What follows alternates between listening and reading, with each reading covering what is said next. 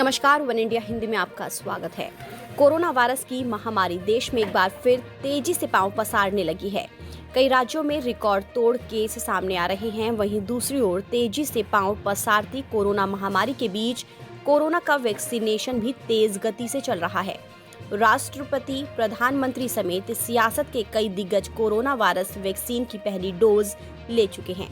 वहीं अब इस कड़ी में हैदराबाद के सांसद और AIMIM के अध्यक्ष अज़दुद्दीन ओवैसी का नाम भी जुड़ गया है। सांसद अज़दुद्दीन ओवैसी ने कोविड-19 का पहला टीका लगवा लिया है। उन्होंने एक ट्वीट में कहा कि आज मैंने कोरोना वैक्सीन की पहली डोज ली है। टीका न सिर्फ आपको कोरोना के संक्रमण से बचाता है, बल्कि दूसरों के लिए भी खतरे को कम करता है।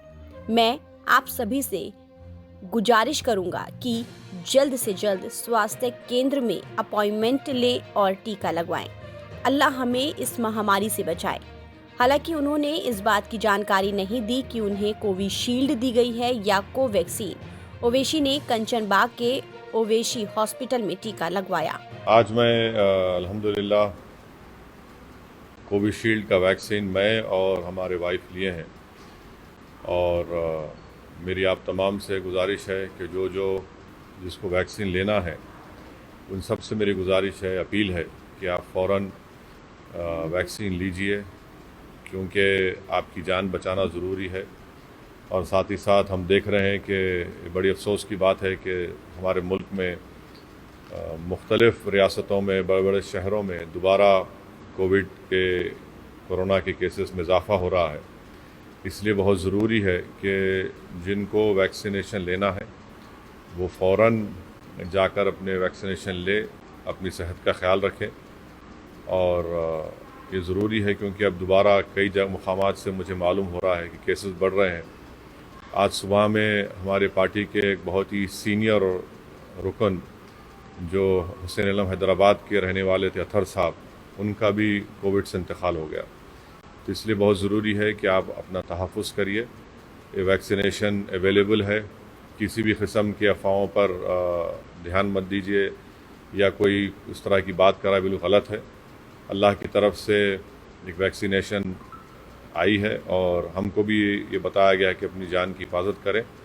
इसलिए मेरी आपसे अपील है कि इस जो अफराद को वैक्सीनेशन ले सकते हैं उनको फ़ौरन वैक्सीनेशन लेने की बहुत ज़रूरत है। ख़ास तौर से जो ज़ईफ़ बुज़ुर्ग हज़रात हैं उनसे मेरी आदिबाना गुजारिश है कि वो फ़ौरन इस वैक्सीन को लेकर अपनी जान की हिफाजत करें, इस बीमारी से बचें। मोदी ने 1 मार्च 2021 को एम्स में वैक्सीन की पहली डोज लगवाई।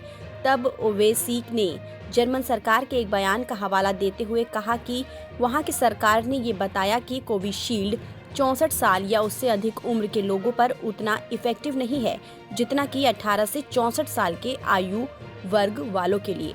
फिलहाल देश में इस समय कोरोना टीकाकरण का दूसरा चरण चल रहा है।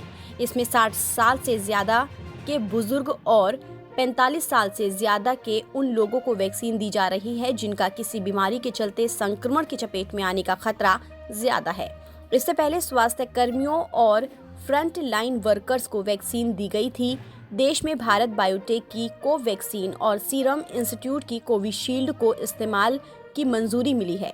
देश में टीकाकरण अभियान के तहत अब तक 4,50,65,998 लोगों को वैक्सीन दी जा चुकी है। फिलहाल इस खबर में इतना ही। देश और दुनिया की तमाम खबरों के लिए आप बने रहिए वन इंडिया हिंदी के साथ।